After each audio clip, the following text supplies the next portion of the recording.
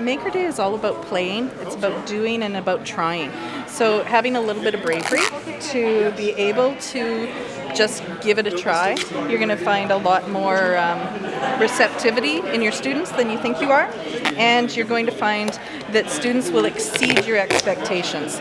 So for me, for my first Maker Day, it was really around what is all this stuff, and what do you do with all this stuff, and how does this stuff go together, right? Even if you forget some of the stuff, it's not as big a deal as you think. These aren't new ideas. That's the whole point. These people are not going to be looking at this later going, oh, this is a fad, because it's already been around. I mean, destination imagination is a big part of this whole piece, but these are research pieces. They're developed through, like Stanford University and School of Design Thinking, and they are sound pedagogical things. So if we have people with research behind them saying that this works and this is exciting and kids like it and teachers like it, just be a little bit brave yourself and give it a try. And if you have any questions and whatnot, it's really easy to just phone somebody or email or check the blog out. There's lots of people out there to help. So those moments of panic where you're looking at this challenge and trying to figure out if you understand it at all, breaking it down into steps really helps with that. Yeah, I appreciated how the Maker Day process really led us through the design thinking. That's what's most powerful about this. The design thinking is the pedagogy that we need in our classrooms. And then I did one with students from across our school district, and it was awesome.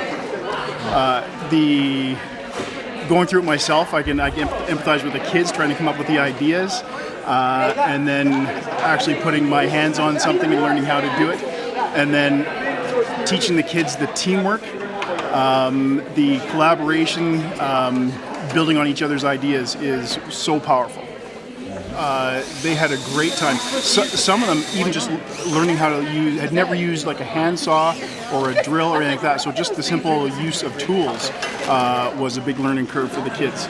And then to collaborate with another kid and build something that was an idea that a little piece of everyone's idea into one was fantastic.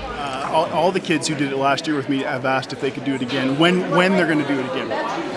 Yeah, well, I think it's important to go through the process. I mean, yeah, you go to lots of conferences where you hear about things, but you don't actually do them. And I definitely ascribe to actually teach teachers, right? If you don't actually do it, your chance of shifting the way that they do things is very small. You have to go through this process. And the first year I taught, I was afraid to do it because I'd read these challenges and be like, I can't build a hovercraft, so how can I ask my kids to build a hovercraft?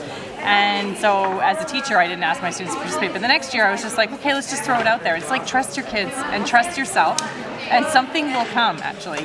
Get over that fear of nothing will come, and they can do some cool stuff. Yeah. Well, when I was given the whole challenge, I was thinking, how are we going to make something that's so abstract, right? How are we going to do something like that? And then I realized, oh, everyone's got the same challenge. That's okay. I'm not in this boat alone. So we were doing that, and then, I don't know, once we started working in teams and seeing what everybody brought to the table, and we divvied up the skills, and they did have to show us how to identify the problem a little bit better. But once that happened, then things kind of started rolling, and now it's a lot of fun. And I see that fun is going to be a really big key thing that we have to bring to these type of events, these types of maker events. So it's fun and it's relevant as well. Yes, Eagle River has hosted a Pro D one for School District 83. We've also helped with other Maker Days around the province. For me, the big part about doing this kind of thing is it actually allows students to see what design thinking is about in real world contexts. Because if they are going to be going out and doing this later on in life, they kind of need to know what it's going to look like and how to feel about it.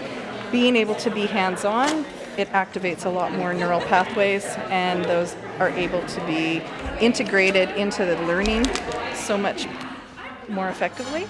And being more effective in that makes students much more engaged in their learning. They're able to ask questions They develop empathy skills, 21st century skills, for work habits, but also to become a lifelong learner.